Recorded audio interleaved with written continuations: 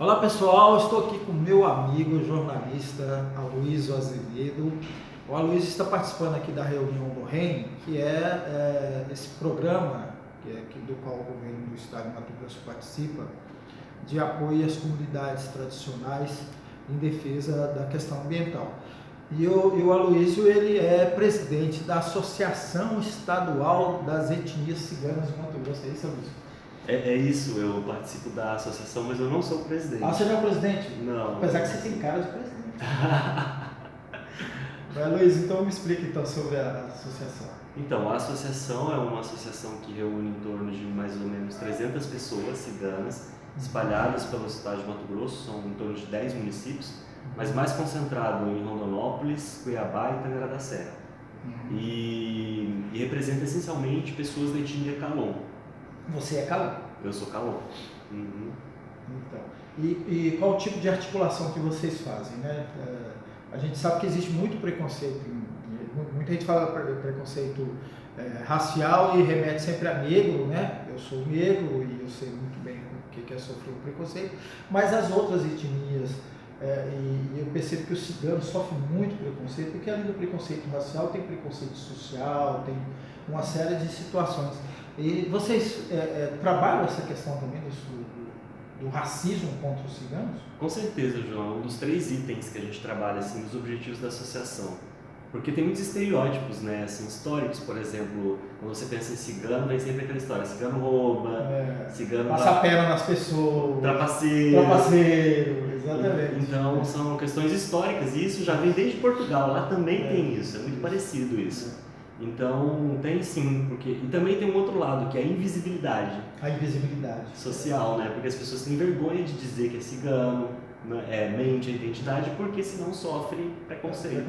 É a situação que o negro vive também, né? Só fazer um parênteses, Luiz, a gente teve agora 75 anos da libertação lá do campo de concentração de Auschwitz, lá na Polônia, né?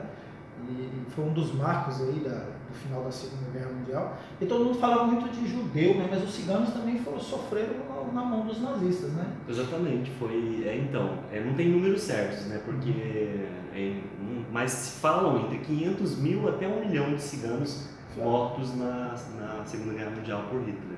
Nos campos de concentração. Nos campos de concentração ou em outras ações nazistas, né? Sim.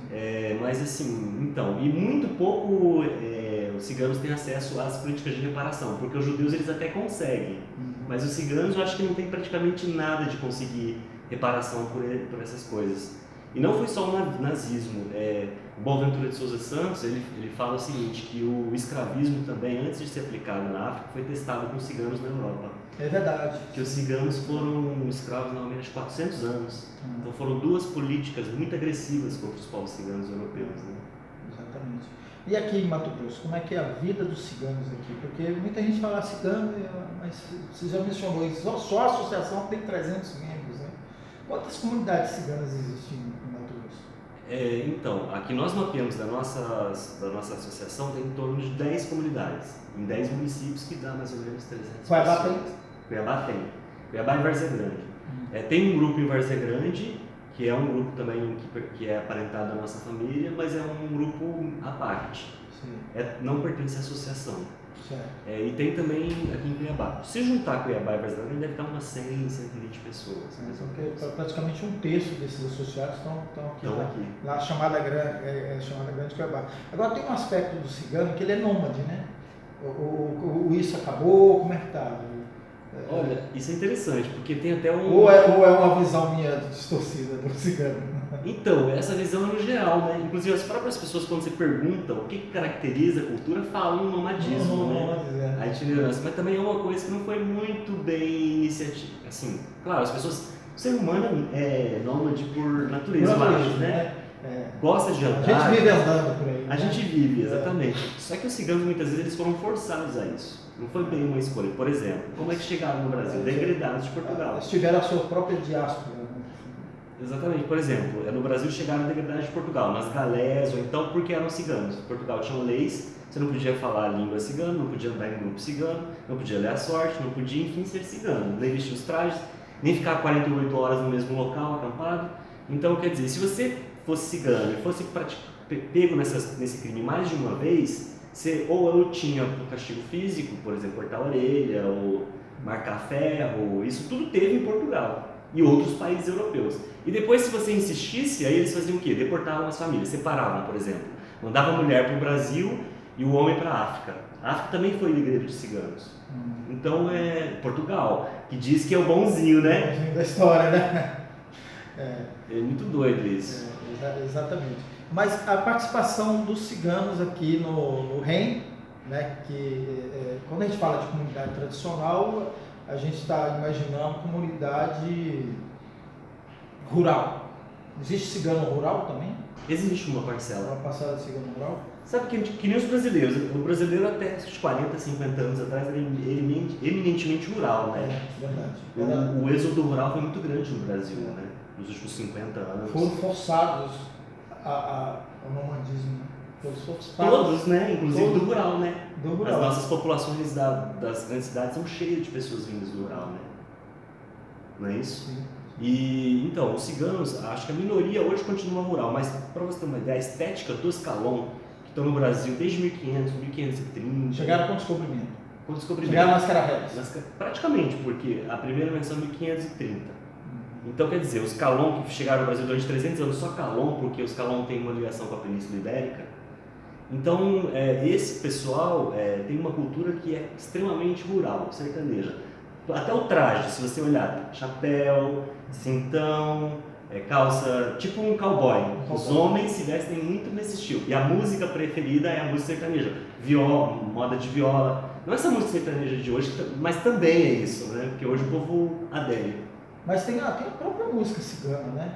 Tem o flamenco, né? O flamenco, né? Que não é muito comum nos grupos brasileiros. Não é, não. Não, nos grupos brasileiros. Eles incorporaram um pouco a música brasileira, fizeram uma mesclagem. Sertanejo.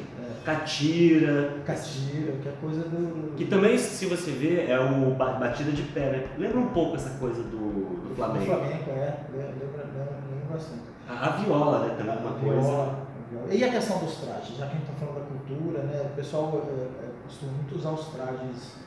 Aquele traje típico cigano que as mulheres usam, por exemplo. As rouponas, né? Aquilo é só em momentos de festas ou dia a dia? Depende da comunidade. Depende da comunidade, depende do estágio de integração ou não, porque muitas comunidades ainda permanecem assim, principalmente as nômades, assim, continuam nesse estilo de vida mais nômade. Mas, por exemplo, na minha família o pessoal já não adota mais esse tipo de traje. Você é cuiabano, não? Eu sou tangaraense. Mato Grossense de Tangará. Então você já é dessa família mato-grossense. E essas famílias mato-grossenses, ciganas, já estão há quanto tempo aqui no estado? Pelo menos uns 60 anos, 70 anos. 70 anos. O Aloysio, ele é jornalista, já fez mestrado, fez doutorado, eu acompanhei um pouco. Você estava em Brasília na época do seu doutorado, né? E você fez a sua tese foi justamente sobre a questão da sua família, né? Dos Calons ou não? Como é que foi? Conta um pouquinho rapidinho sobre isso daí. Foi, exatamente. A tese foi sobre as políticas de saúde para ciganos no Brasil e em Portugal. E aí, mas eu pesquisei mais Calons, porque os Calons são mais vinculados a Portugal, a maioria é Calon, como aqui no Brasil também, a maioria é Calon. Porém, tem outras etnias, como os Rom e os Sinti. E apesar de... cada um tem línguas diferentes, costumes diferentes. Eu costumo falar que esse nome ciganos é muito parecido com o nome negro e com o nome negros e índio. Porque são várias culturas, etnias, línguas, costumes. Mas aí o branco, o português, vem lá e fala, não, você é negro, você é cigano, você é índio, e coloca todo mundo num balaio só, né?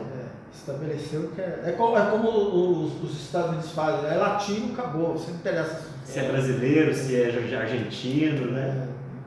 Luiz, obrigado pela sua entrevista. O assunto é apaixonante, essa história, principalmente a história do Luiz, que é meu amigo de muitos anos, jornalista como eu, né? Muito querido aqui por nós todos. E essa história sua tudo dá muitas e muitas conversas e a gente vai conversar mais sobre isso depois. Com certeza, eu agradeço a participação, né, João? É sempre inspirador. Foi um dos primeiros jornalistas, assim, depois que eu me formei, que eu conheci, que tive contato. Muito bom ter... que continua inativa, né? Não abandona o jornalismo.